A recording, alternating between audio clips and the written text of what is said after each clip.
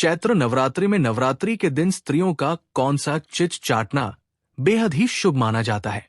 भक्तों, क्या आपको पता है कि चैत्र नवरात्रि में स्त्रियों का कौन सा चिच चाटने से माता रानी प्रसन्न हो जाती हैं और आपको धन से मालामाल करके वापस जाती है? तो चलिए वीडियो को शुरू करते हैं। हे माता रानी, अगर आज आपकी इस वीडियो को जो भी सच्चे दिल से लाइक करें, उसकी जन्म जन्मांतर की गरीबी, दुख, दर्द, सभी परेशानियां दूर कर देना। जय माता दी माता रानी की इस वीडियो को जरूर लाइक करें। भक्तों, देखिए, हम नवरात्रि में जोत जलाते हैं, अखंड जोत जलाते हैं, अखंड जोत प्रज्वलित करते हैं। आखिर हम जोत क्यों जलाते हैं? जोत जलाने के क्या फायदे होते हैं? घर में अखंड जोत क्यों जलानी चाहिए? अखंड जोत का मतलब क्या होता है? अखंड जोत अगर गलती से बुझ जाए तो हमें क्या करना चाहिए? सारी जानकारी इस वीडियो में बताऊंगा। इसीलिए हम आप लोगों को बोलते हैं कि ध्यान से देखना। सर्वप्रथम मैं सभी दर्शकों को समझाने का प्रयास करूंगा। हम आखिर जोत क्यों जाते हैं, थोड़ा ध्यान से समझने की कोशिश करना। दीपक जो होता है, प्रकाश का गोतक है। प्रकाश ज्ञान का भंडार होता है।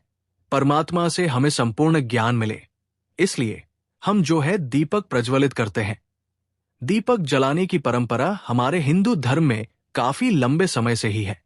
कोई भी पूजा हो, कोई भी अनुष्ठान हो, कोई भी समारोह हो, उसमें हम जो है दीपक जला करके उनका शुभारंभ करते हैं। समस्त शुभ कार्यों की जो शुरुआत होती है, दीपक से ही होती है। जिस प्रकार दीपक की ज्योति हमेशा ऊपर की ओर उठी रहती है, उसी प्रकार मानव की जो वृत्ति है, वो सदा ऊपर की ओर उठी रहनी चाहिए।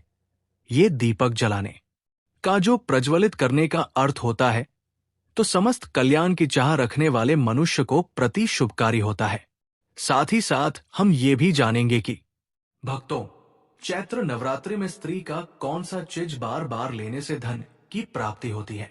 भक्तों, स्वयं माता रानी ने इन चीजों के बारे में बताया है कि अगर कोई भी पुरुष चैत्र नवरात्रि में अपनी पत्नी की इन चीजों खूब लेता है, बार बार लेता है, तो उसे करोड़पति बनने से कोई नहीं रोक सकता। उसके घर साक्षात माता रानी का वास होता है और आपकी जो भी मनोकामनाएं हैं, वो सारी मनोकामनाएं माता इन 9 दिनों में पूरा करके ही आपके घर से विदा होती है। भक्तों, अगर आप भी करोड़पति बनना चाहते हैं, तो अपनी पत्नी की इन चीजों को लेने से पहले चैत्र नवरात्रि के पहले दिन ये 5 कार्य जरूर ही कर लेना है। फिर आपको अपनी पत्नी की उस चीज को खूब दबा कर लेना है। भक्तों, अगर आप इन उपायों को अपना लेते हैं, तो मैं माता रानी की कसम खाकर कहता हूं कि रातों रात आपकी चमक जाएगी किस्मत, बन जाओगे धनवान। नमस्कार भक्तों, स्वागत है आपका एक और नई वीडियो के साथ सुखी संसार चैनल में। भक्तों, आप सभी को चैत्र नवरात्रि की ढेर सारी शुभकामनाएं। नवरात्रि आने में अब कुछ ही दिन दूर रह गए हैं। भक्तों, आज हम आपको इस वीडियो में चैत्र नवरात्रि आने से पहले 5 कार्य ऐसे बताएंगे। अगर आपने वो 5 कार्य नवरात्रि के पहले दिन कर लिए, तो आपकी जन्मों जन्मांतर की गरीबी दूर हो जाएगी और माता आपसे प्रसन्न हो जाएगी। आपकी जो भी पूजा पाठ है, व्रत है, वो संपूर्ण हो जाएगा। माता 9 के 9 दिन आपके घर में वास करेगी और जो भी इच्छा आप माता से मांगोगे, वो शीघ्र ही पूर्ण हो जाएगी। यूं कहें कि 9 दिन में ही पूर्ण हो जाएगी। तो वीडियो के लास्ट तक बने रहना, क्योंकि बहुत ही लाभदायक वीडियो होने वाला है आपके लिए। तो चैत्र नवरात्रि के दिनों में मां को शीघ्र प्रसन्न करने के लिए आपको इन 9 बातों का ध्यान जरूर रखना चाहिए। तो भक्तों, आपसे निवेदन है कि वीडियो को पूरा जरूर देख लीजिए और अगर आपको आज की वीडियो अच्छी लगे तो वीडियो को लाइक जरूर करें। सबसे पहले, चैत्र नवरात्रि के पहले दिन अपने घर की छत पर आज हमें झंडा जरूर लगाना चाहिए। झंडा मतलब लाल रंग का त्रिकोण झंडा होता है और उसके ऊपर माता रानी का तस्वीर बना हुआ हो, जय माता दी लिखा हुआ हो। ये मार्केट में बहुत आसानी से मिल जाते हैं, नहीं तो आप घर पर भी स्वयं से बना सकते हैं। तो एक झंडा त्रिकोण आप लेकर मां को पहले दिन उनके चरणों में अर्पित कीजिए। आप सुबह सुबह पूजा पाठ करके वह झंडा अपने घर की छत पर लगा दीजिए। इस चीज का ध्यान रखें कि आप वहां पर एक दीपक जरूर प्रज्वलित करें।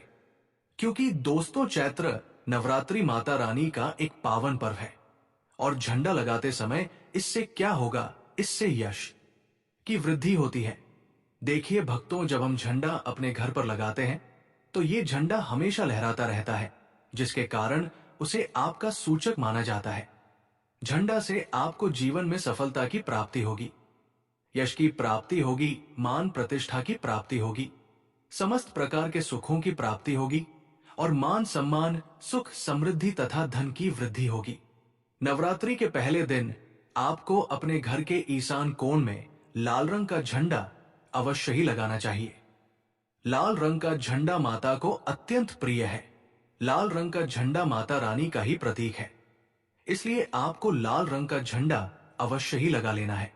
इसके बाद आपको मंदिर की अच्छी तरह से साफ सफाई करनी चाहिए और कलर करना चाहिए। कलर आप पेंट या चुना से भी कर सकते हैं। कुछ लोग होते हैं जो नवरात्रि में सुंदर कांड करते हैं। माता के लिए आप पहले दिन कांड कर सकते हैं। भक्तों, अगला जो कार्य है नवरात्रि में पहले दिन आपको जरूर करना है, वो है घर के मुख्य द्वार पर तोरण लगाना। तोरण क्या होता है? देखिए, आम के पत्ते लीजिए। जब हम पंच पल्लव के लिए भी आम का पत्ता लेते हैं, वही आम का पत्ता चाहिए हमें, और थोड़ा सा अधिक मात्रा में आप लेकर आइए। उसे साफ पानी से धो लीजिए।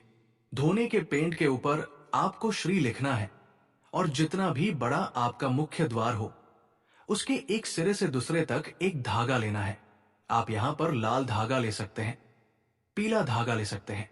इस प्रकार से किसी भी रंग का धागा लेकर आप इन सभी पत्तों को एक माला के स्वरूप में बना लीजिए और उसके बाद इसे अपने घर के मुख्य द्वार पर लगा दीजिए। भक्तों, पत्तों पर श्री कुमकुम से लिख दीजिए या हल्दी से लिख दीजिए। भक्तों, अगर आप कहीं पर तोरण लगा हुआ देखते हैं तो आपको क्या लगता है? पहले ही सूचना में यह लगता है कि इस घर में कोई शुभ या मांगलिक कार्य हुआ है और घर पर लगा हुआ तोरण, घर के मुख्य द्वार पर लगा हुआ तोरण आपके घर में सुभिता की सूचना देता है, मांगलिक कार्य की सूचना देता है, इस बात की सूचना देता है कि आपके घर में देवी विराजित है। यह बहुत महत्वपूर्ण होता है। किसी भी प्रकार के धार्मिक कार्यों में, पूजा पाठ, भवन का निर्माण या कोई मुख्य हवन हो, इन सभी कार्यों में आम के पत्तों का बड़ा ही विशेष महत्व होता है। आम के पत्ते के बिना हर पूजा पाठ अधूरी मानी जाती है। कलश स्थापना में भी आम के पत्ते का सबसे विशेष महत्व होता है। इसलिए भक्तों, नवरात्रि के पहले दिन घर के मुख्य द्वार पर तोरण लगाने से बहुत ही शुभ फल भी हमें प्राप्त होता है। अगला कार्य है, तीसरा कार्य जो हमें नवरात्रि में जरूर करना चाहिए। भक्तों, वो कार्य है अखंड दीपक प्रज्वलित करना। देखिए, अगर घर में हम अखंड दीपक प्रज्वलित करते हैं तो अखंड दीपक प्रज्वलित करने से मन की कोई भी इच्छा हो, अगर आप सोचकर और मन में धारण करके अखंड दीपक प्रज्वलित करते हैं तो आपकी कामना बहुत शीघ्र पूर्ण होती है। लेकिन इसके अलावा दीपक इस बात का प्रतीक है कि आपके घर में किसी भी प्रकार की नकारात्मक ऊर्जा प्रवेश नहीं करेगी और मन से, घर से हर तरह से नकारात्मक ऊर्जा को दूर करता है। इसलिए अखंड दीपक चित्र नवरात्रि में पहले दिन से लेकर नवमी तिथि तक प्रज्वलित किया जाता है, जिससे कि सुविधा का घर में वास हो, सकारात्मक ऊर्जा का घर में वास। जहां पर सकारात्मक ऊर्जा होती है वहां पर सुख, समृद्धि, धन, वैभव की प्राप्ति होती है और भक्तों मां भगवती वहीं पर वास करती है जहां पर सकारात्मक ऊर्जा होती है। इसलिए हम घर के मुख्य द्वार पर तोरण लगा रहे हैं ताकि बाहर से या मुख्य द्वार से नकारात्मक ऊर्जा हमारे घर में प्रवेश ना करे।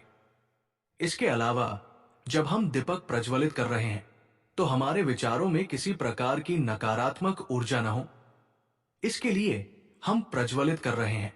जब हम पूजा प्रार्थना कर रहे हैं, मंत्र जाप कर रहे हैं, निर्मित में उसे कृपाएं किया जाता है। लेकिन अगर आप किसी भी कारणवश अखंड दीपक प्रज्वलित नहीं कर पाते हैं तो सुबह शाम दोनों समय जब मन की आराधना करें तब आपको शुद्ध घी का दीपक जरूर प्रज्वलित करना है और सुबह शाम दोनों समय अपने घर में लौंग और कपूर की आरती जरूर कीजिए, जिससे कि घर में नकारात्मक ऊर्जा न रहे और घर में सकारात्मक ऊर्जा का वास बना रहे। अगला जो कार्य है नवरात्रि में आपको जरूर करना चाहिए वो है कलश स्थापना। दीपक में एक और बात का ध्यान रखें। फिर हम कलश की स्थापना की बात करते हैं। दीपक में अगर आप घी का दीपक प्रज्वलित कर रहे हैं तो उसे आपको मां भगवती दुर्गा की मूर्ति के दाएं तरफ रखना होता है। और अगर आप तेल का दीपक प्रज्वलित करते हैं तो मां भगवती दुर्गा के बाएं तरफ आपको तिल के तेल का दीपक रखें। जब भी आप तिल तेल या फिर घी का दीपक प्रज्वलित करते हैं तो उस स्थान पर रखना चाहिए। और अगला जो कार्य है घट स्थापना करना, यानी कलश की स्थापना करना, तीखी कलश की स्थापना। जब हम चैत्र नवरात्रि में कलश स्थापना करते हैं तो हम सभी देवी देवताओं का आवाहन करते हैं। सभी देवी देवताओं का पूजन मां भगवती के साथ ही हम प्रतिदिन करते हैं। इस तरफ 9 दिनों तक लगातार हम समस्त देवी देवताओं का पूजन करते हैं। घर में आवाहन करके विधि विद्वान से विशेष रूप से हम उनकी आराधना करते हैं। क्योंकि जब हम मां का पूजन करते हैं तो पहले हम कलश का पूजन करते हैं। धूप दीप नैवेद्य चीज सब हम विधि विद्वान मां को अर्पित करते हैं और इसके साथ कलश को भी हम इसी प्रकार से करते हैं। तो सभी देवी देवताओं की विशेष पूजा हम 9 दिनों तक कर रहे हैं तो हमारे जीवन में किसी भी प्रकार की कोई बाधा नहीं होती है और कोई भी हमारे विशेष कामना हो तो अवश्य पूर्ण होती है। तो कलश की स्थापना हमें जरूर करनी चाहिए। अगर संभव हो तो नवरात्रि के प्रथम दिन जो अगला जरूरी काम हमें करना है वो है जवारे होना, यानी कि सप्त धान्य बोना, जो कि हम मिट्टी में थोड़े से जो जव होते हैं जो कि हरे हो जाते हैं। बहुत सी ऐसी जव अंकुरित हो जाते हैं और ये शीघ्र ही अंकुरित तब होते हैं जब हमारे घर में अन्य होते हैं। तो ये इस बात की सूचना देते हैं कि हमारे घर में सुख समृद्धि आने वाली है। हमारे घर में मां भगवती विराजित हो चुकी है और घर में सुख समृद्धि धन वैभव सभी प्रकार की जो सुविधा है उसका आशीर्वाद हमेशा दे रही है। तो घर में अगर आप जब होते हैं और सप्त धान्य बोते हैं तो बहुत ही श्रेष्ठ माना जाता है। भक्तों, नवरात्रि के प्रथम दिन हमें जरूर ये करना चाहिए। और अगला जो शुभ कार्य है जो नवरात्रि के प्रथम दिन आपको जरूर करना चाहिए। वैसे तो बहुत से नवरात्रि के पूरे 9 दिनों तक व्रत धारण करते हैं। बहुत से भक्त जल पीकर या फिर फलहार के द्वारा इस व्रत को धारण करते हैं। लेकिन अगर आप पूरे नवरात्रि व्रत धारण नहीं करते हैं तो नवरात्रि के प्रथम दिन आपको व्रत धारण जरूर करना चाहिए। चैत्र नवरात्रि के प्रथम दिन और अंतिम दिन यानी नवमी तिथि पर या अष्टमी तिथि पर आपको व्रत जरूर करना चाहिए। तो प्रथम दिन बहुत महत्वपूर्ण है। मां भगवती दुर्गा की आराधना करते हैं, विधि विधान से उनका आभार करके पूजन कर रहे हैं। तो प्रथम दिन आपको व्रत जरूर करना चाहिए और संभव हो तो पूरे चैत्र नवरात्रि व्रत करना चाहिए। पूरे नवरात्र जब हम व्रत करते हैं, मां की पूजा आराधना करते हैं, सात्विकता के साथ मां की आराधना करते हैं तो मां शीघ्र ही प्रसन्न होती है। लेकिन व्रत भी धारण करें जब आप स्वस्थ हो। भक्तों, अगर आप पूर्ण रूप से स्वस्थ नहीं हो, व्रत रखने में समर्थ नहीं हो, तो सिर्फ आप शुद्ध सात्विक भोजन यानी कि बिना लहसुन प्याज का भोजन लेकर मां की आराधना सुबह शाम करें। भक्तों, अगला हम सच्चे मन से भक्ति भाव से मां की आराधना करते हैं तो मन शीघ्र ही प्रसन्न होती है। अगर व्रत धारण का या व्रत रखने का आपको शक्ति या समर्थ शारीरिक रूप से नहीं है तो आपको व्रत नहीं रखना चाहिए। लेकिन अगर संभव हो तो पहले दिन फलाहार के द्वारा व्रत धारण जरूर कीजिए। अगला जो जरूरी कार्य है जो नवरात्र में आपको जरूर करना है, घर के मुख्य द्वार पर दोनों तरफ स्वास्तिक का चिन्ह जरूर बनाएं, जिससे कि किसी भी प्रकार की नकारात्मक ऊर्जा हमारे घर में प्रवेश न करे। इसके अलावा जब हम दीपक प्रज्वलित कर रहे हैं तो हमारे विचारों में किसी भी प्रकार की नकारात्मक ऊर्जा ना हो। जब हम पूजा प्रार्थना कर रहे हैं, मंत्र जाप कर रहे हैं, निर्विघ्न उसे हम पूर्ण कर पाए, इसके लिए अखंड दीपक प्रज्वलित किया जाता है।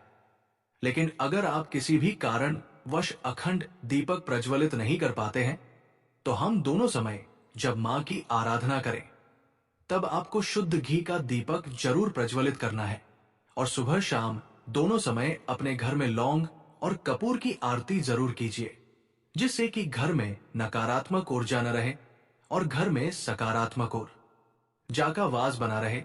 अगला जो कार्य है नवरात्र में आपको जरूर करना चाहिए, वो कलश स्थापना की बात करते हैं।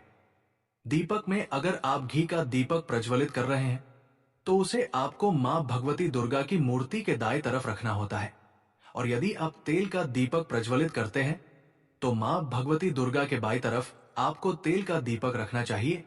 तो इस प्रकार से दीपक का आप ध्यान रखें। जब भी आप तिल तेल या फिर घी का दीपक प्रज्वलित करें तो उसे सही स्थान पर रखना चाहिए। और अगला जो कार्य है घट स्थापना करना, यानी कि कलश का स्थापना करना। नवरात्रि में जब हम तीखी कलश का स्थापना करते हैं तो कलश में हम सभी देवी देवताओं का आवाहन करते हैं। सभी देवी देवताओं का पूजन मां भगवती के साथ ही हम प्रतिदिन करते हैं। इस प्रकार जब हम 9 दिनों तक सभी देवी देवताओं का पूजन करते हैं, घर में आवाहन करके विधि विधान से विशेष रूप से हम उनकी आराधना करते हैं। क्योंकि जब हम मां का पूजन करते हैं तो पहले हम कलश का पूजन करते हैं। विधि विधान से धूप दीप नैवेद्य चीज हम मां को अर्पित करते हैं, और इसके साथ ही कलश को भी हम इसी प्रकार से अर्पित करते हैं। यदि हम सभी देवी देवताओं की विशेष पूजा 9 दिनों तक करते हैं तो हमारे जीवन में किसी भी प्रकार की कोई बाधा नहीं होती है, और कोई भी हमारा विशेष मनोकामना हो तो अवश्य पूर्ण होती है। तो कलश की स्थापना हमें जरूर करनी चाहिए। भक्तों, आपको यह जानकारी कैसी लगी? अगर आपको यह जानकारी अच्छी लगी हो तो इस वीडियो को एक लाइक करके कमेंट में जय मां लक्ष्मी जरूर लिखें। साथ ही साथ हमारे चैनल सुखी संसार को सब्सक्राइब जरूर करें। धन्यवाद।